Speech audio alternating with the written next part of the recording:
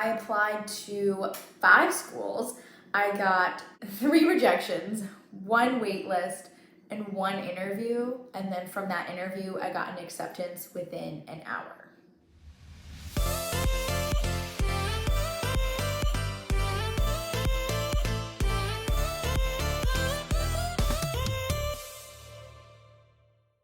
Hi, howdy. Victoria here. Welcome back to my channel. Today's topic is on CASPA and what to avoid when applying to PA school. And I also bring up some of my top CASPA mistakes so that you guys can prevent the same mistakes that I made. First off, CASPA is the Centralized Application Service for physician assistants.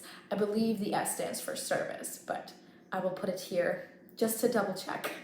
And the first mistake that I made was not being fully confident in my list of schools and not solidifying them early enough. With this being said, apply to schools that you can actually see yourself going to, not just schools that you meet the requirements for but don't actually want to go there. So for example, I applied to a school in North Carolina.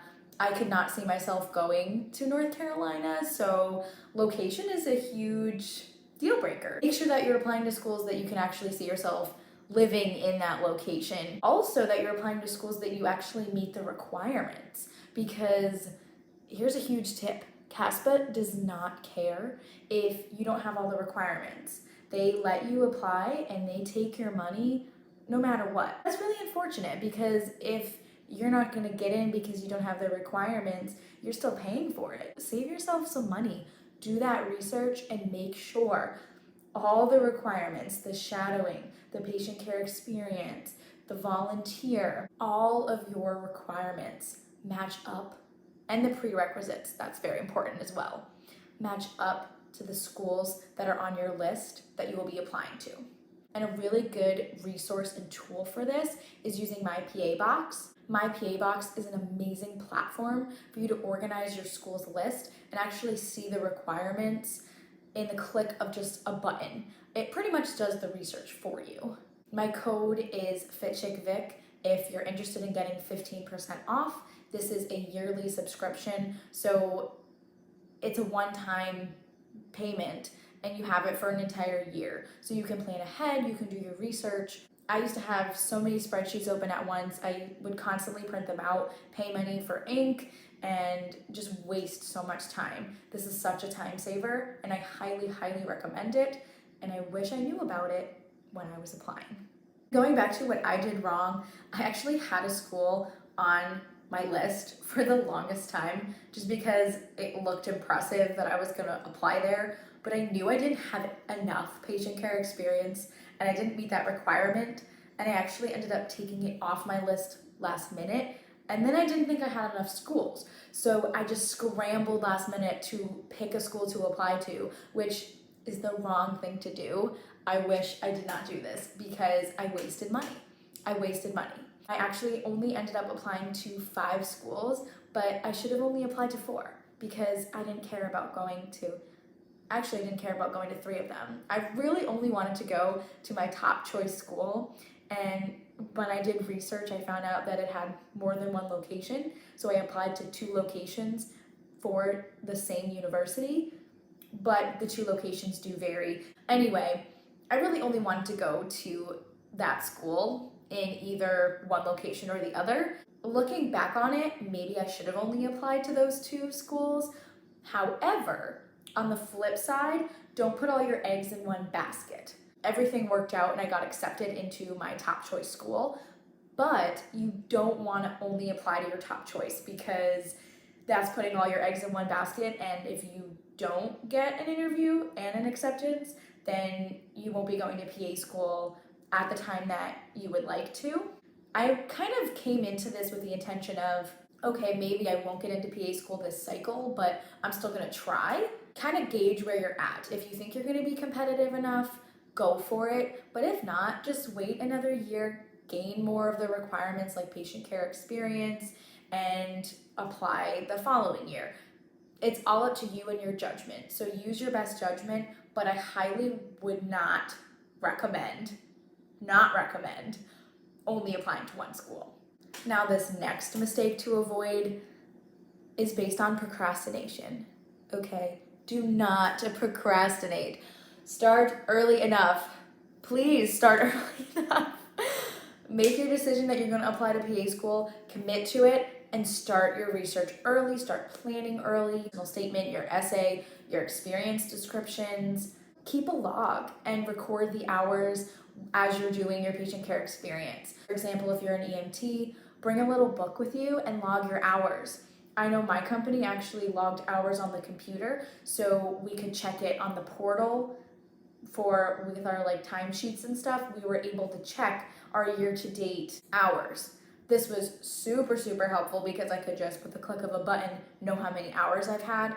But if you have other things like volunteering, shadowing, you have to keep track of those hours on your own. You also need a contact person, so a supervisor or a boss, for every single experience. You need their email and their phone number. Keep that log and make sure you're getting this information ahead of time so that you're not scrambling last minute when CASPA opens to collect all this information. And remember that you are able to go on to CASPA and create your account before you even apply that cycle. Just make sure that you don't fill in anything because not everything will transfer over at the next cycle. Certain things erase as you move on to the next cycle. I would just use it. If I could go back, I would create an account with CASPA, explore everything and see what needs to be filled out and what information I need to collect. Then I would go back, grab a notepad, write down things as I'm going through the experiences, like that contact person, like the number of hours.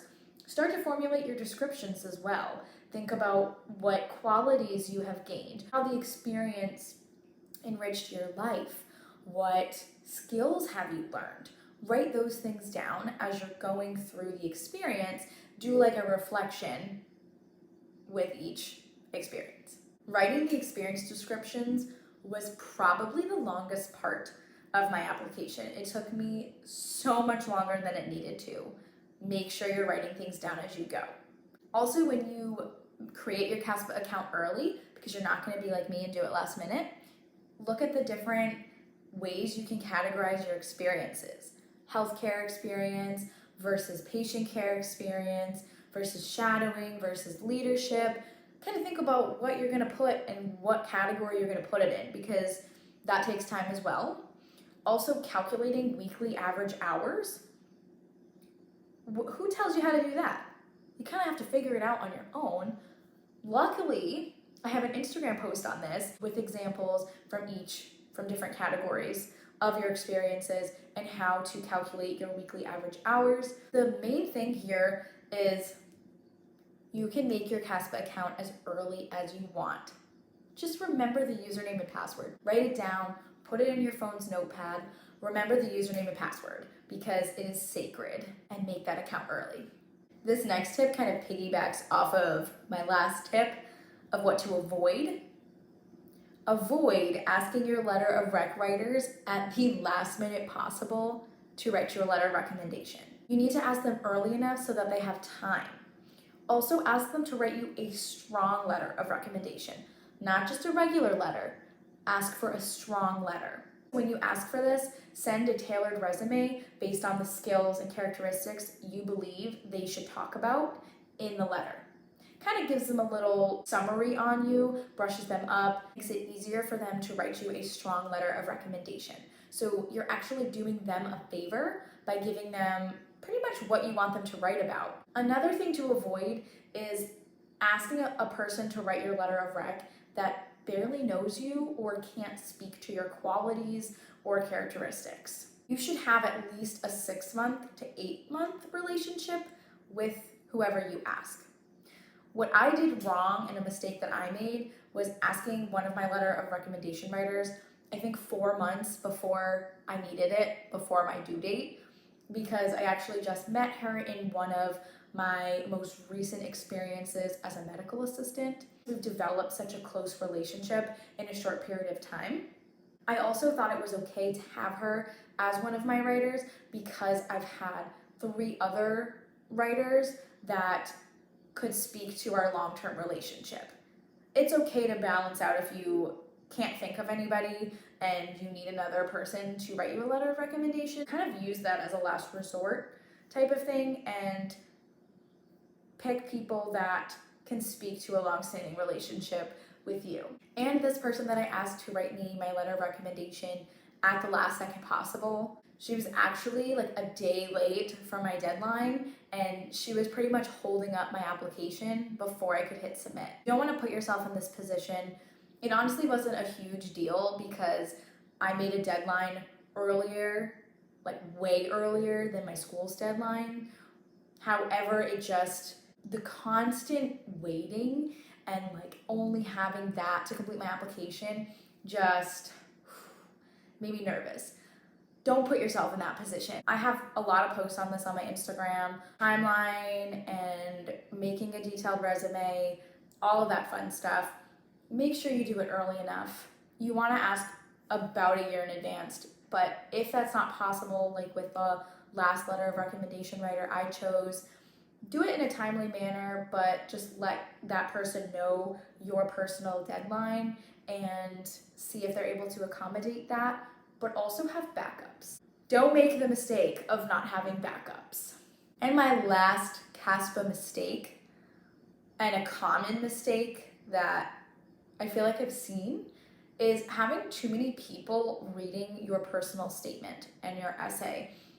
Too many people reading it creates chaos in a way because you're receiving feedback from all these different people who have different opinions and thoughts, and that's great, but that's going to confuse you. Having too many opinions can completely change your essay and actually take away from your voice, which you don't want to do that. You want the admissions committees to get to know you and you outside of your application, and this is the opportunity to do that. I would recommend having about 2 to 3 people reading, reviewing, and editing your essay, maximum 3 people. I had my pre-health advisor and my sister read the essay, and my sister honestly helped me throughout because she knows me really well. She's my best friend, she knows my journey, she knows my aspirations. And then my pre-health advisor was awesome because he was able to look at it from a professional standpoint because he's read so many of these essays. I believe he served on a PA admissions committee as well before. Having 2 completely different people reading my essay helped so much. And at first, it's tempting to have so many different people give you advice. I looked to a lot of different people for inspiration, and I asked many different people about how to get started and where to find that inspiration, but it comes from within. It really takes time. Going back to one of my earlier tips, sitting down with yourself and taking the time to develop your starting point and think about really what got you into this career path in the first place and why you want to become a physician assistant and what qualities you believe you possess now that will make you a good physician assistant. I wrote so many revisions on this essay. I strongly recommend preparing yourself to write multiple drafts, and I recommend to have 1 professional reader and 1 personal reader. Professional reader being an advisor, a professor, somebody that you know in a professional manner, and then having a personal reader. So your parents, your sibling, your cousin, your friend, somebody that you know really well that can speak to your experiences and your journey, who's been a real homie throughout the entire process. I hope this video was really helpful in seeing certain mistakes that I've made on CASPA so that you can avoid these mistakes, and also just hearing about some common mistakes and what not to do on CASPA, because applying to PA school is a very long process and it's easy to kind of get tripped up on certain things and to procrastinate and to completely not know what you're doing, which is okay. This community is honestly such a giving, welcoming community that if you are having trouble, it's okay to ask for help, and there are so many people that I can name off the top of my head that will be able to help you and that are rooting for you. Thank you very much for tuning in and for watching this video. There might be a part 2, I haven't decided yet. There might be a part 2. and I will see you all next time. Thank you very much again for all your support in my journey, and I really hope that these tips help you. Now go out there and apply to PA school or prepare yourself for a killer PA school application.